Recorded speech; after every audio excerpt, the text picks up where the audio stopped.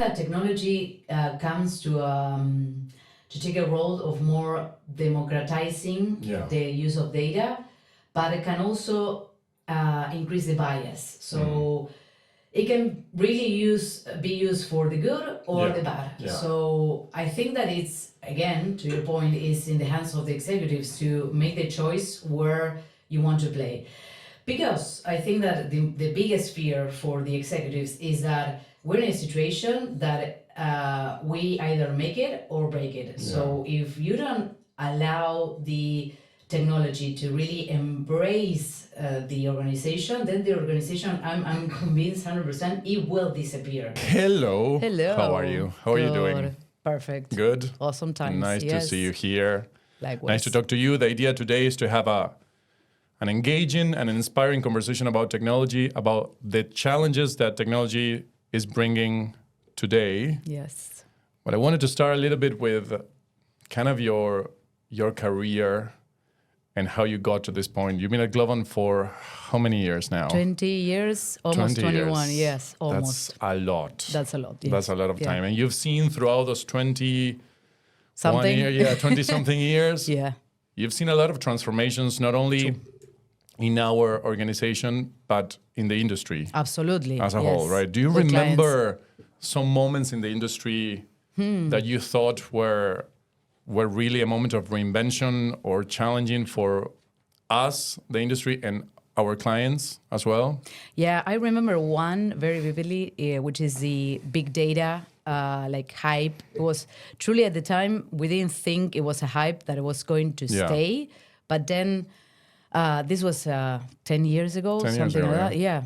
And then it disappeared for a while. And now we are seeing it coming back with full strength. At the time, it was more about testing technology, which I see some patterns with what's happening right now. But it was only finding the best solution. It was like Hadoop, for example, Kafka. Some of those frameworks survived throughout the time. Some others didn't. It was just testing. And it was, for me, it was like an inflection point in the industry where we thought this is going to be massive. We're going to use data for everything. Data is going to solve everything. It was like tons of data, especially for big companies like Google, Amazon, Microsoft, really scrapping the data in the internet. There was an evolution of the hardware at the time as well that gave the possibility of really processing tons of data. I remember that time when there was that 10 years ago, every proposal, every project that we have to think from scratch included a piece of big data. Exactly. As a core part of that proposal. But it also required a mindset change, not just a technology or different profiles, right? Yes. It changed. Yes, it changed a lot. Yeah, I remember we started working together in the more consultative type of approach because of that. There was a big need of really understanding the business, the user, the client behind the scenes, not just the technology. I think that was a mindset shift for the industry. It was for us. We were coming from technology only, and that's where I think I can now, looking at the past, it was an inflection point for Globant to start thinking about the business first instead of technology first. So trying to solve the problem, looking at the problem, your words, defining the problem in the best way, and then going from there. Instead of thinking which is the best solution, the best tool to solve the problem, and pushing the tool to solve a problem that you don't know. So it's been 10 years since that moment in our industry where big data was a big thing, and it changed a lot of minds. And then, as you said, it came. There was a hype moment, and then it wasn't that big. Yes, exactly. Yes. But then today, we see it come back. Absolutely. Right? I think that was the base, the foundation. Yeah. How do you see in this 10 years, how was the reaction of our clients? Did they actually incorporated big data practices, or did they actually made it their own, or they were just saying, okay, no, not so much? Very good question. I still hear clients saying, "Oh yeah, that was the hype. Nothing happened with that." So invested. Seriously, I saw many clients investing a lot of money. Yeah. A lot of money. Some of the clients we were working at the time were JP Morgan Chase, BBA, banks were investing a lot of money, getting like the big platforms. And today, I'm listening about projects that we are migrating from Cloudera, from Hadoop, to somewhere else, like Kafka, or their new tools, or the tools that really survive the hype and show that they could scale first and that they could drive business to the business value to the organizations. I see some skepticism coming from those many organizations saying, "Oh, this is going to be the same, or is it different?" And I think that we are all realizing that this is different. I see that the main difference underlies in the technology that now is more mature and is easier for anyone to really not only play around, but put some things, serious stuff in production, which wasn't the situation that we lived through 10 years ago. It was like complex to set it up.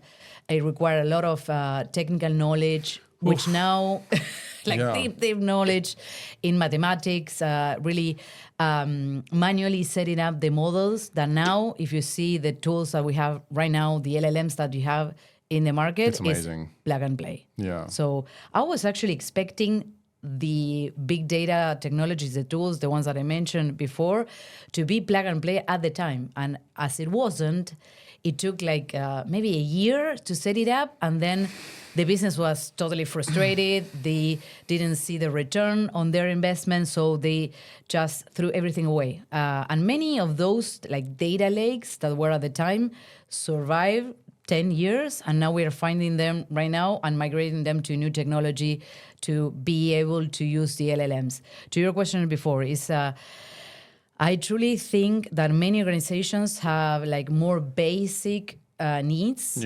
before starting to AI. They are still not getting there. There is a lot of foundation still to go straight to AI. But using AI at the moment is very easy. It's the consumers.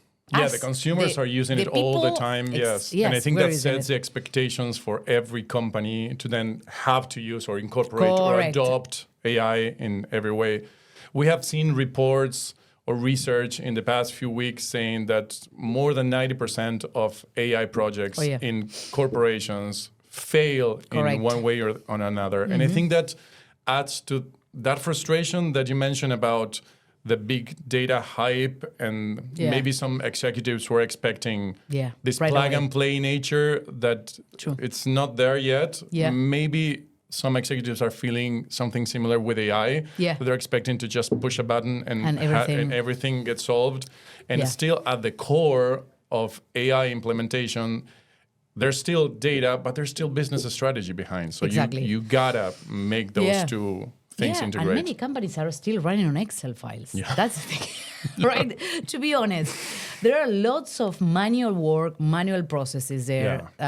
So if you need to jump into AI, you need some sort of digitalization going on.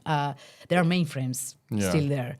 So there are tons of like legacies still going around that I think, I'm convinced that is dragging the organizations to fall behind, while I see serious, very crazy stuff going on where individuals like us, we can set up very easily. I'm talking about minutes. Yeah, that's insane. Pieces of code without you even knowing how to code. So just talking with an LLM, you can set it up in 20 minutes, have it working, deploy it on the cloud. That's it. Then you have to bring conversation about scalability, security, and everything else that for corporations make it much more complex or whatever. True.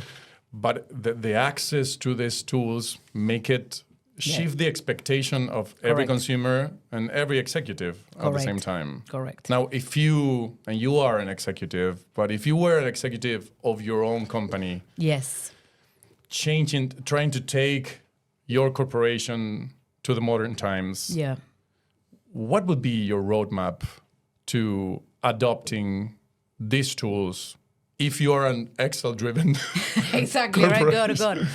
So first of all, I will tackle the most human aspects of this situation. Everybody's scared. Like, we are scared. Everybody is like fearing the worst out of this situation, which is actually that AI is going to replace the human. And as we see this technology evolving, we see some signals pointing to that future. So as an executive, tackling that fear is and really making sure that we, as executives, try to encapsulate as much as possible that uncertainty is key. Because otherwise, you release the uncertainty, you release the fear, you drive the organization crazy, you break the culture of the organization, and that's the worst you can do as an executive, because that's the biggest assets that all of these organizations have. And you need the people to think exactly about what you were saying before. Like, think ahead. What is the business problem? What are the business challenges? Where are the consumers? And that, at the moment, there is no AI that can tell you the truth of what's going on in the mindsets of the consumers itself. So it's being closer to the people, understanding what are the tools, the ways, finding creative ways out of this situation. I think that will be my priority. Like, collectively thinking about business cases and not doing POCs.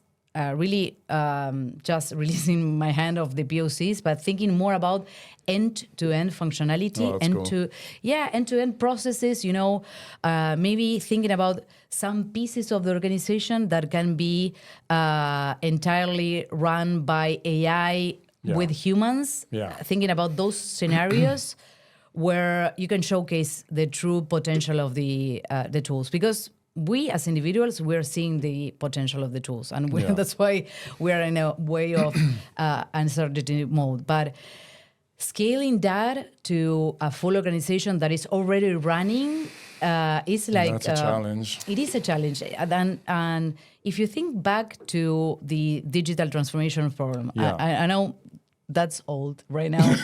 It sounds vintage. It's gone. But transformation is still happening, for sure. Thank you, Amy. That was where I was going, exactly there. So you still need to tackle this as a transformation. It's a big adoption. It is. But it's super complex. That's why I'm saying it's not for one or two people to think, oh, we are the heroes that are going to make it and transform everything. No, it's more a teamwork, collaboration, more diverse creativity, spirit, and the experimentation is key. How you find a way as an executive, going back to your point, to bring the certainty behind the uncertainty. But this is a different scale to what we were tackling before. So it's really a collective effort. In every project of transformation that we've been lucky enough to be together in many of those, we face these projects of transformation with definitely a view from technology. This is the technology that's going to help us take this to the next level. But very quickly, you realize that technology is there to either accelerate or enable other things. But the political aspect, the human aspect, the cultural aspect, it's a big part of the transformation, right? So right now, AI is playing the same cards, I believe. It's a big accelerator. It's a big enabler for new experiences, for reduction of costs, for efficiencies everywhere. And at the same time, your culture, the politics in every organization play a big part. As an executive, how would you use technology to enable those aspects of cultural and political situations? Blocking issues, for sure. Yeah, that's a very wise point. I think that technology comes to take a role of more democratizing the use of data, but it can also increase the bias. So it can really be used for the good or the bad. So I think that it's, again, to your point, is in the hands of the executives to make the choice where you want to play. Because I think that the biggest fear for the executives is that we're in a situation that we either make it or break it. So if you don't allow the technology to really embrace the organization, then the organization, I'm convinced 100%, it will disappear. Because there are other small organizations, like startups, again, individuals going for digital products in a couple of hours, minutes. Insane. So all the digital channels are going to be transformed, and they are being transformed at the moment, like sales channels, digital networks, social media, everything is being transformed as we speak. So if you are an executive of a big company and you don't embrace with the politics and the culture this change, you are in the track to be like gone very soon, because this is also happening at a very high speed and pace. I'm looking back to a year from now. Right. Yeah. Yes, Giver yesterday was talking about the end of November, where there was a tournament. I remember being with him in New York and him opening the laptop and showing, hey, Pacha, have you seen like this? This is ChatGPT. Of course, I was like living in a Tupperware. I have no idea. I was like, what, Giver? What is this? This is a toy. And he said, no, Pancha, this is serious. This is serious. And he started playing around with ChatGPT. At the time, was like the first version that was out there. And it was amazing already. So that's what I thought, oh, okay. And that was like maybe a year and a half from now. It's 2. insane. It's insane. It's insane. So we can only expect this change to be more and more accelerated. I think it's computer science, it's data, scaling. The clouds are ready for this type of scalability. So it's going to be exponential. That's exactly... That's a great point. I think we're... But sorry, Amy, we are forgetting the best lessons learned of other changes. There you go. That's what is really screwing everything around. Yeah. Because if I look back, I do believe that at this moment, both software, hardware, people, everything is in a moment of convergence when, everything is going to change really fast. Correct. At the same time, in other points of transformation, we have seen time after time that if you are an executive that's going through a transformation, and who isn't? Exactly. If you're an executive that's going through a transformation, there's no way to do this alone. Exactly. You need to have a strong internal team. You need to have partners who you can trust as well, and you can go forward. Otherwise, there's no way. There's no way. So it is important to understand as an executive that the best strategy forward is to create your own culture and an ecosystem of either partners, tools, technologies that can push you forward. Otherwise, you're not going to get that far. No, you're going to be left out very quickly. Yeah. So that's what I meant with the lessons learned from the past. So digital transformations, we have gone through, how many? I don't know, I lost the count. So many. But this is a different level of complexity. So and the velocity is also quite different to what we've seen in the past. So it's either we do it united and collaborate, agree with you, with an ecosystem, a business ecosystem of partners, tools that are mature there. There are big companies investing a lot of money for a lot of time. And they are learning fast from these cycles. So why don't we take advantage of that, embrace that technology, but thinking about the business cases first. And it's not something else that is different from, I would say, big data hype in the past, is that it's not a business case. It's not something isolated. It's more end-to-end. Like I've seen every day how you can develop like end-to-end functionality at your fingerprints. So it's like taking that into account and thinking like bigger, not just a small scope of use case. So POC is just jump to the pool and swim. Or the sea, maybe. Or the sea, the ocean. Yes. The ocean, exactly. Now, you have a lot of years of experience. You have been in the front of a lot of very challenging projects with a lot of big companies. And you are the person that we know and admire. But this has taken a big trajectory for you to have this understanding of the complexity of the ecosystem.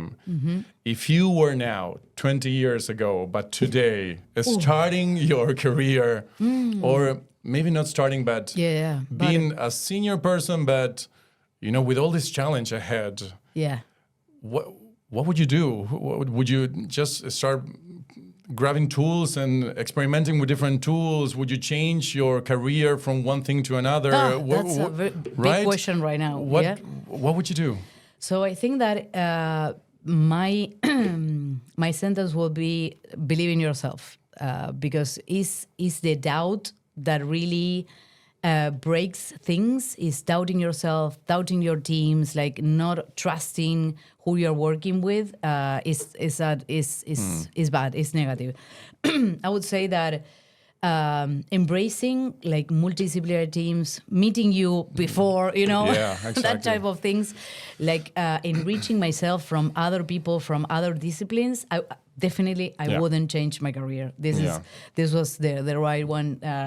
And I think that we are also recommending like younger people. I'm always thinking about my kids, like what are they going to, I had like terrible moments thinking, what are they going to study or what do you whatever. do? My eldest one is into music and it's like, go there. AI is not going to replace it. It's like, no. The arts. No, exactly. Yeah. But I think that everything is going to be touched by AI. So there is no right career or wrong career. I think it's going to be, this is massive and definitely will like traverse everything. So finance, health, arts for sure. But humans are going to be humans. What are the skills that you look in yourself today that are relevant regardless of the technology that you play with? Right? When I look at my team, the factors of creativity, autonomy, or challenging, or being somebody who can put an idea and learn from mistakes are still extremely valuable. Agree. From a technical perspective, I think those skills are immensely relevant. Yes. What are some skills that you find relevant for you, for yourself, in this age of AI, and that you would recommend others to keep looking for? That's a good question. I ask myself every day, what is like. I vote for curiosity being the number one, like really going and exploring what is out there, learning, like constant learning. Don't believe it, like being humble to say, I don't know everything. So I need to constantly learn from new technologies. The technologies are changing like minute by minute. So it's very difficult to keep the pace. But it's for us, technical people, we need to learn what is going out there. But not just reading. Reading is a part of it. Experimenting with it, using it. Because if you don't use it, how are you going to advise your clients, your family, your friends? How does it work? You need to see it working. And that's why I got like shocked when I saw it working, that maybe in a couple of minutes I get something working, which wasn't 10 years ago. So experimenting all the time, using it, trying new things, finding out. I got like many times in a rabbit hole investigating the technology, and that's I think that my passion of resiliency, of constantly looking for something new and not getting frustrated or shut down because it doesn't work. That's another one that is very important. That keep trying, and you will master the new technology. I think that a few years ago, all the different technology roles were kind of in silos in a way. Yeah, that's a very good point. Yeah, and I think, DevOps, data. Exactly. And I think AI is slowly merging and making it possible for everybody to kind of go into everything a little bit. Of course, there's specializations and you have to still have a lot of technical knowledge in your field.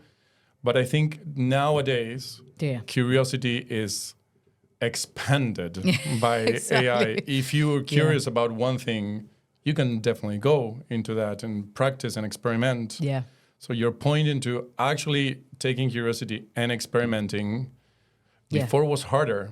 True. Now it's easier, right? And have that as part of your skill set is really powerful. I agree. You have a very good point. in engineering as a career, you always had like different paths. You go infrastructure, networking, data management, DevOps, front end, back end, or marketing, like analytics. There were so many mini disciplines in each of these main technology stream. Now everything is merged into one. You can very easily do everything in just one or two interactions with the LLM. So I agree with you. That's also a simplification. Yeah. There is a lot of simplification. So if we make it more complex with the politics, the culture, when the technology is already simple, it's like wasting the time. Why? Why would we like just go around wasting our energy instead of using the tool for a good use, get more business, jump into the wave before the wave hits you. You had so many hats, so many roles throughout your trajectory. Only at Globant, exactly. You had many more. Yeah. Can you name 3, 5 roles that you had? Yeah. Yes. In the past few years? I started as a Java developer, like junior, when we were 20 people at Globant. From there, 20 people. Yeah. 20 people. It was now like we're a little bit more. A little bit. A couple of more. I then remember fast tracking now technical director in the big data, studio partner of the big data studio at the moment. Then working with you in the consultancy, it wasn't like business hacking at the time, which was the name, was amazing. I remember that day very vividly. Then doing lots of transformations in Latin America, going to chief solutions officer. In the past, also living in different countries. That was amazing. Like 3 years in London when I just joined Globant, then traveling a lot through Latin America, the US, now living in the US. So lots of changes, lots of milestones. And what are you doing right now? What are you focusing your attention? So now is in actually building that partnership ecosystem, like making sure that we have all the tools available that are mature in the market or trying to get more mature in the market and working together, like opening our ecosystems to really get more of it, basically. Yeah. So, what are the challenges right now to building that ecosystem? What do you see? What are the difficult things? There's a lot of amazing tools and partners out there that our clients can use. Yeah. What do you see that are the blocking issues, the challenges, and the good things that they can get out of this? Yeah, so I think that the best is, or the bigger challenge is prioritizing. Like making sure that we are not going for all of them we're everywhere. No, just focusing on a few, but gaining more depth in the relationship, in the use of their tools, in the use of their programs, and making sure they know us. What are the key differentiators that we bring as Globant as a company? That's the biggest challenge, to getting the people's, because they're people organizations as well. So getting the people attention of, look at this shiny thing that is coming from Latin America to the world that is very, very successful. And many are really impressed by what we can do at Globant. So that's the very positive. Yeah, exactly. Thing. They respect what we have done throughout the years, the experience, the exposure to big clients as well, and the trust that we have built throughout the years with those clients. That's amazing. Yeah, that's a big, big asset. Now, who knows what's going to happen in the next few years? No, that is certainly not for us to decide. Thank you, Amy. But we will leave it. We will go through it, and we don't know what's going to happen. One right? way or the other. Yeah. Exactly. Yeah. So, what do you hope? Start thinking about the future, and we have a beautiful exercise for you to do. We know that you're so creative. Thank you so much. If you can get that. Oh yes, thank you. While thinking about the future, and what's going to happen in the next few years, you can think about the development of AI. You can think about the changes that every technical person will go through in adopting maybe new skills. These multidisciplinary teams that are going to have to get together to solve the creative challenges that we'll face in a few years. Yeah, industries changing, industries merging, crossing bridges between one and the other. Yes. A lot of things are going to happen, and we're going to ask you to either put it into paper, put it into paper, and make one statement about the future, how you see it, how you feel it. Good. You can draw, you can talk while I can talk to you while you draw please. it. Yes. Yeah, that would be lovely. So my first thing, my first thought is like, I really hope this is for the good, not for the bad. But I know that the world is full of bad as well. So I'm showing the first thing is a heart. So I really hope this is going to be for good. That's so you. Yeah. That's so very you. But you know, there are like some black things going around. So hopefully, you know, the good will prevail. Prevail. Exactly. That's a very good one. So I'm just painting the heart stronger, and I think that this is only through collaboration. That, we can unite our minds and make it really the good. Get out of it. The art, digital art, right now. So it's through collaboration, and I think that it's also through honest conversations, continue to be transparent, to foster the good culture of experimenting, finding new ways, finding new people. I would say that this is also, I will put a blue circle. Look at you designing. My goodness. Who will believe this, right? So creative. So it's like opening ourselves, not closing, no thinking, you know, you only as an organization are going to get out. It's more finding other people, other organizations, opening the mindset, our hearts to find new ways of doing things, but very quickly. So probably clock ticking. Tick-tack, tick-tack. Yeah. Time is the important. essence. For sure. I think that's my concept. You are so amazing. I admire you so much. You are a true representation of resilience, of reinvention, of growing, of multidisciplinary and curiosity. I think those skills are amazing, and you are the embodiment of that. So thank you so much for this conversation. Thank you. I love you so much.